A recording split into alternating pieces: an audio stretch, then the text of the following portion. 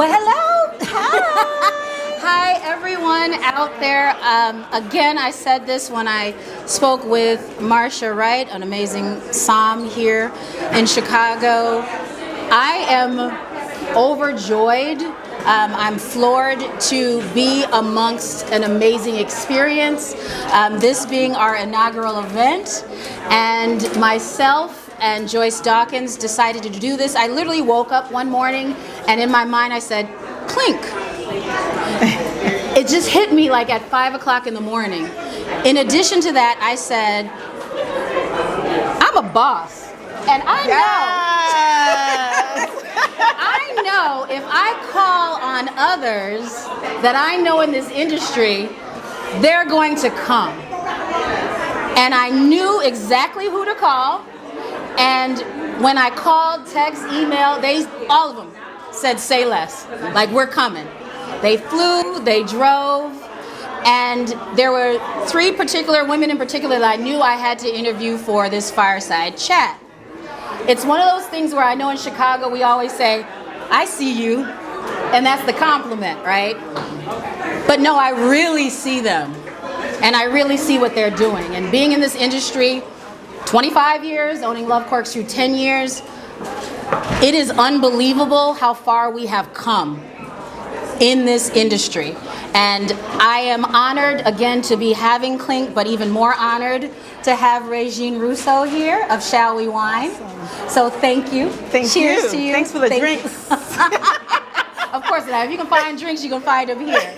But I really want you to tell everyone exactly who you are and what does that mean to this industry? Yeah, so first of all, congratulations. You know, I've been talking behind your back for a while, and what I've been saying is she is a marketing powerhouse. You are, and I am so glad that you called me, and I've been cheering you on from afar, so congratulations, and thank you for putting this together, because it's not easy. I didn't do it, and I know it's not easy, so thank you for your inspiration, for your work, for your drive, for everything it took to do this. So cheers, CLINK to you, sis. Thank you. Yes. Thank you. Okay, so my name is Regine Rousseau, and I am the founder and CEO of a company called Shall We Wine. We're a strategic marketing company, and we work with wine and spirits brands. So what does that mean? Well, we do things like activations. So we're the people that you see at Mariano's, at Benny's, pouring wine. I am fortunate enough to do TV throughout the U.S., coast to coast. So you'll catch me on TV talking about the latest, greatest wines, what I like to drink. I write about wine. But most importantly, what I do is I connect with the consumer, right? I am here for the everyday wine drinkers, and I help them navigate what to drink and when to drink it. So that's what I do. Let's touch on what you mentioned, and that's marketing. Again, being in this industry for so long, you know, I remember in distribution, I know you worked in distribution of just, you know, riding around and getting it, right? We would always have to drive to accounts and go see people just to convince them to take a case. Yes, yes. The fact that we have this amazing world of social media and what you've seen then to now, what does that look like? Like, tell me what has transpired? What's different in this new wine drinker world we're in now? Well, I think we have a greater opportunity. So when I used to sell wine, I was going to tell y'all the date.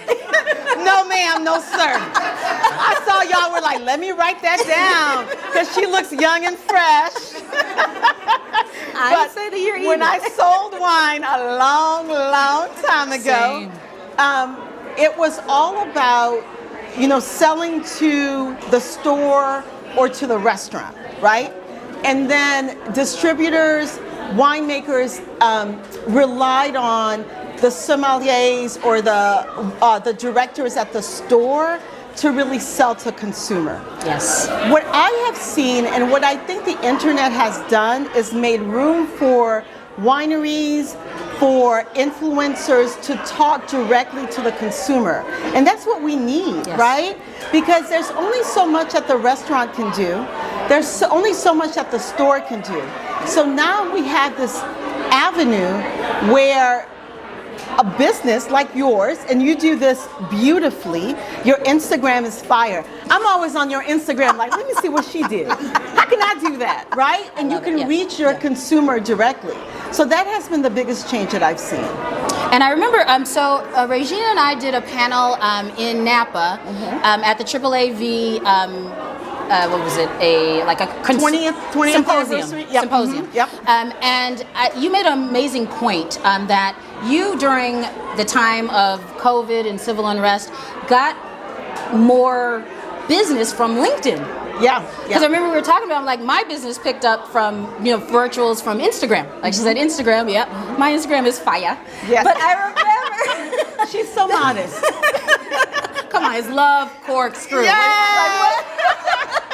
I want to talk about the screw part, but that's okay. Right, yeah. Hey, Screwing of a top. Okay. Anyway, no, it could be anything you think it is. I know that's right. But yes. Tell us about what did that look like with LinkedIn? Because I'll be honest, I'm not huge on LinkedIn. Yes, I have an account, and yes, I share things. But school us, like what did that look like? So one of the things that I did was I hired a company to really do an audit of my business, so that we could understand where we were getting our followers from, right? Yes. So what we found out is that the majority of our time was spent on Instagram, but the majority of our resources, of our funding money, was coming from Facebook and LinkedIn.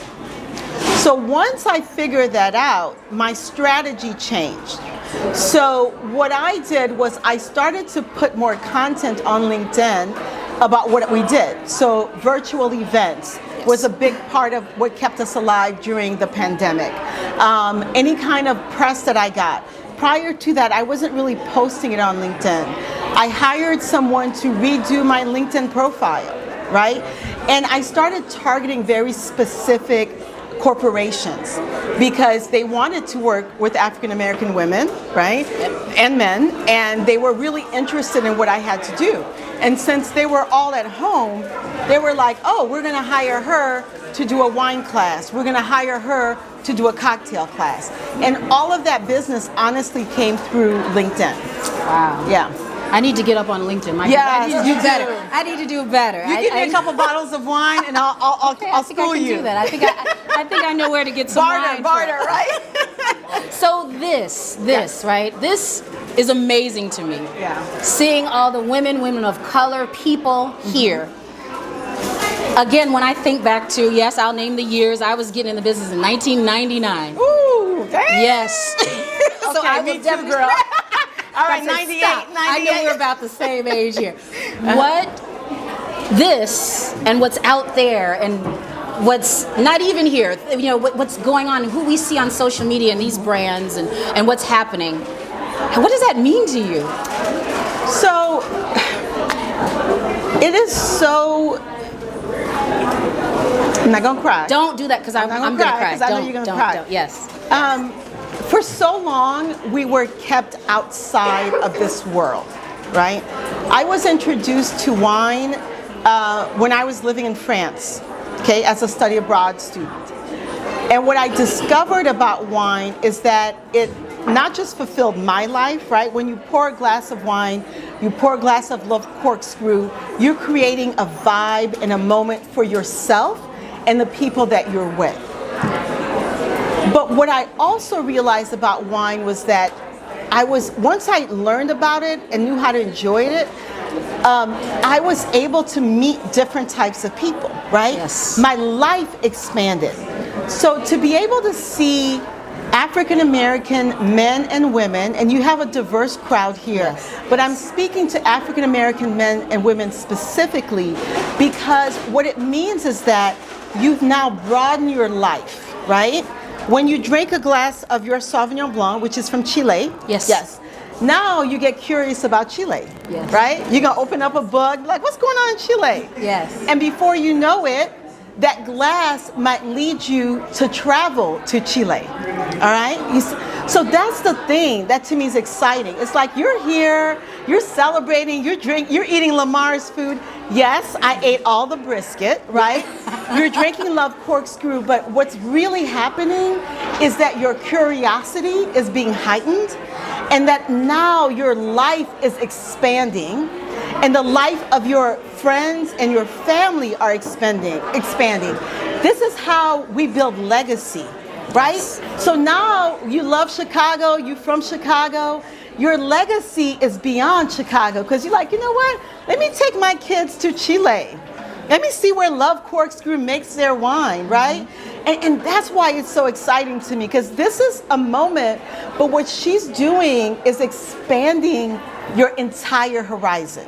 That's what wine does, and that's what you're doing. So, cheers. Cheers. That is a perfect ending. I'm gonna sip a little something. I can't end it any better. I just want to again say thank you for everything you do. And I really wanted to tell everyone out there that want to get in this industry, it's just not about owning your own brand. That bleep is hard, okay? Yes. So don't just try to be Love Corkscrew. There's amazing women out here like Marsha, who's a som, like Regine, who has a booming company in this industry. It doesn't just look like, hey, Chrishon, can I own my own label like you? It's so much more out there. There's lawyers here, there's law firms that have no idea about liquor. You can get into that. You know what I mean? Lawyers I had to look through to get, approved with my certificate years ago to get a basic permit. Yes. Was insane. So just know that there's so much more out there, and wonderful women like this exist in this small knit world. There's 0.009% of us in this industry. Wow. So I want you all to really take that in and enjoy what I curated out there, and know I did it for a reason and a purpose, and I had women like this sitting here with me for a reason and a purpose. So thank you. You're welcome. Thank you. Cheers.